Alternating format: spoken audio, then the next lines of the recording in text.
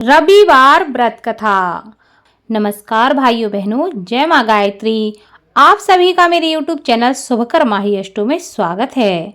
आज के इस वीडियो में सुनेंगे रविवार की व्रत कथा। रविवार के दिन भगवान सूर्य देव की कृपा प्राप्ति के लिए रविवार का व्रत करना चाहिए। रविवार की कथा का स्मरण करना चाहिए और सूर्य देव को जल अर्पित करना चाहिए। रविवार के दिन सूर्य देव की कृपा पाने के लिए यह सबसे अच्छा दिन माना जाता है, क्योंकि रविवार का जो दिन है वह सूर्य देव को समर्पित है। इस दिन उनके मंत्रों का जाप करना और सूर्योदय के समय उनको अर्घ देना बहुत ही लाभकारी होता है, क्योंकि सूर्य एक ऐसे देवता हैं जो प्रत्यक्ष देवता हैं, जिनको मनुष्य अपनी आंखों से देख सकता है, जिनका दर्शन पृथ्वी पर कहीं भी रहते हुए किया जा सकता है। सूर्य देव अपने भक्तों के सभी कष्टों को दूर करने वाले हैं। तो ज्योतिष शास्त्र के अनुसार 9 ग्रहों में सूर्य देव को राजा माना जाता है, जिनकी साधना आराधना करने से कुंडली के सभी दोष दूर हो जाते हैं। कुंडली में सूर्य यदि मजबूत अवस्था में हो तो व्यक्ति को समाज में खूब मान प्रतिष्ठा, सुख समृद्धि की प्राप्ति होती है। तो सुनते हैं रविवार की व्रत कथा। पौराणिक कथा के अनुसार प्राचीन काल में एक बुढ़िया रहती थी। वह नियमित रूप से रविवार का व्रत करती थी।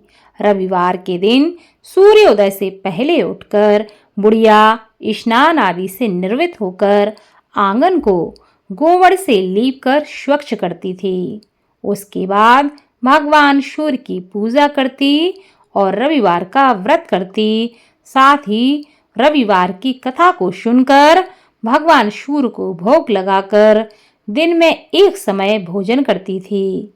भगवान सूर्य की अनुकंपा से बुढ़िया को किसी भी प्रकार का कष्ट नहीं था, कोई चिंता नहीं थी। धीरे धीरे उसका घर धन धान्य से भर रहा था। उसके जीवन में किसी भी प्रकार का संकट नहीं था।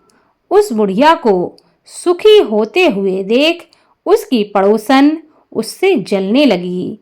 बुढ़िया ने कोई गाय नहीं पाल रखी थी, अतः वह अपनी पड़ोसन के आंगन में बंधी गाय का गोबर लाती थी। उसकी पड़ोसन उससे जलती थी और जलनवश उसने सोचा कि मैं अपनी गाय का गोबर इसको नहीं दूं। पड़ोसन ने ऐसा सोचकर अपनी गाय को घर के अंदर बांध दिया। रविवार को गोबर न मिलने से बुढ़िया अपना आंगन नहीं लिप पाई। आंगन न लिप पाने के कारण उस बुढ़िया ने भगवान सूर्य देव को भोग भी नहीं लगाया और उस दिन स्वयं भी भोजन नहीं किया। सूर्यास्त होने पर बुढ़िया भूखी प्यासी ही सो गई। प्रातः काल सूर्योदय से पहले उस बुढ़िया की आंख खुली तो वह अपने घर के आंगन में एक सुंदर गाय और बछड़े को देखकर बड़ी ही हैरान हो गई कि आखिर यह गाय मेरे आंगन में कहां से आई।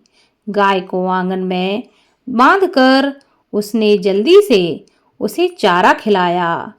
पड़ोसन ने उस बुढ़िया के आंगन में सुंदर गाय और बछड़े को देखा तो वह उससे और भी अधिक जलने लगी। तभी गाय ने सोने का गोबर दिया। गोबर को देखते ही पड़ोसन की आंखें फटी की फटी रह गईं। पड़ोसन ने उस बुढ़िया को आसपास ना देखकर तुरंत ही उस गोबर को उठाया और अपने घर लेकर भाग गई तथा अपनी गाय का गोबर वहां रख आई, ताकि बुढ़िया को यह पता ना चले कि उसकी गाय सोने का गोबर देती है। सोने के गोबर से पड़ोसन कुछ ही दिनों में धनवान हो गई। प्रतिदिन वह यही करती कि अपने गाय का गोबर पड़ोसन की गाय से बदल देती, ताकि बुढ़िया को पता ही ना चल सके कि उसकी गाय सोने का गोबर देती है। गाय प्रतिदिन सूर्योदय से पूर्व सोने का गोबर किया करती थी और बुढ़िया के उठने के पहले पड़ोसन उस गोबर को उठाकर अपने घर ले जाती थी। बहुत दिनों तक बुढ़िया को सोने के गोबर के बारे में कुछ पता ही नहीं चला। बुढ़िया पहले की तरह हर रविवार को भगवान सूर्यदेव का व्रत करती रही और कथा सुनती रही। लेकिन भगवान सूर्य को जब पड़ोसन की चालाकी का पता चला तो उन्होंने आंधी चलाई। आंधी का प्रकोप देखकर बुढ़िया ने सोचा कि आज तो आंधी इतनी तेज है, गाय को बाहर कैसे छोड़ूं। तो बुढ़िया सोचने लगी, क्यों ना आज गाय को घर के अंदर ही बांध लूं, ताकि इस आंधी तूफान से मेरी गाय बची रहे। गाय को बचाने के लिए, उसकी सुरक्षा के लिए बुढ़िया ने उस दिन गाय को अपने घर के अंदर ही बांध दिया। जब वह सुबह उठकर देखती है तो बुढ़िया चौंक जाती है, क्योंकि वह देखती है कि गोबर सोने का है। वह आश्चर्य में पड़ जाती है कि यह गाय तो सोने का गोबर देती है। उसे बड़ा ही आश्चर्य होता है। उस दिन के बाद बुढ़िया प्रतिदिन गाय को घर के अंदर ही बांधने लगी। सोने के गोबर से बुढ़िया कुछ ही दिन में बहुत ही धनी हो गई। उस बुढ़िया के धनी होने से पड़ोसन बुरी तरह जल भुनकर राख हो गई। पड़ोसन ने जलनवश अपने पति को समझाकर राजा के पास भेज दिया कि राजा से कहकर आओ कि मेरी जो पड़ोसन है उसके पास एक ऐसी गाय है जो सोने का गोबर देती है और वह गाय बड़ी ही सुंदर है। जब राजा को यह सब पता चलता है तो राजा उसे देखने के लिए आता है। राजा देखता है कि गाय तो बहुत ही सुंदर है, साथ ही जब वह यह देखता है कि गाय तो सोने का गोबर देती है तो राजा के आश्चर्य का ठिकाना ही ना रहा। बुढ़िया राजा से प्रार्थना करने लगती है कि हे महाराज, इस गाय को मुझसे ना लो, क्योंकि इस गाय को मुझे स्वयं भगवान सूर्य ने दिया है। मैं इसके बिना कैसे रहूंगी, मेरा जीवन यापन कैसे होगा। लेकिन राजा उसकी बात मानने को तैयार ही ना था। उधर भगवान सूर्य को भूखी प्यासी बुढ़िया को इस तरह प्रार्थना करते देख उस पर बड़ी ही दया आई। उसी रात भगवान सूर्य ने राजा को स्वप्न में कहा कि हे राजन, बुढ़िया की गाय व बछड़ा तुरंत लौटा दो, नहीं तो मैं तुम्हारे साम्राज्य को नष्ट कर दूंगा, तुम्हारा महल नष्ट हो जाएगा।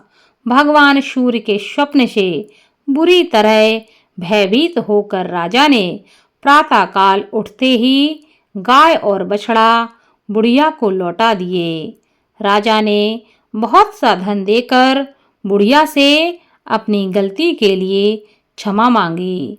राजा ने पड़ोसन और उसके पति को उनकी दुष्टता के लिए दंड दिया। फिर राजा ने पूरे राज्य में घोषणा कराई कि सभी स्त्री पुरुष रविवार का व्रत करें, साथ ही रविवार की कथा का स्मरण करें।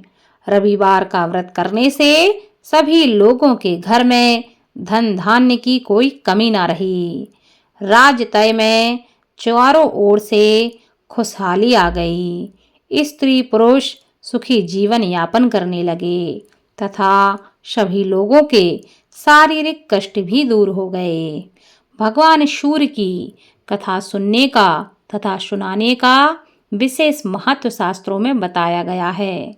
जो भी लोग अपने जीवन में मान सम्मान प्राप्त करना चाहते हैं, प्रगति चाहते हैं, उन लोगों को रविवार का व्रत अवश्य करना चाहिए। रविवार की कथा को अवश्य सुनना चाहिए तथा रविवार के दिन भगवान सूर्य के मंत्रों का जप अवश्य करना चाहिए।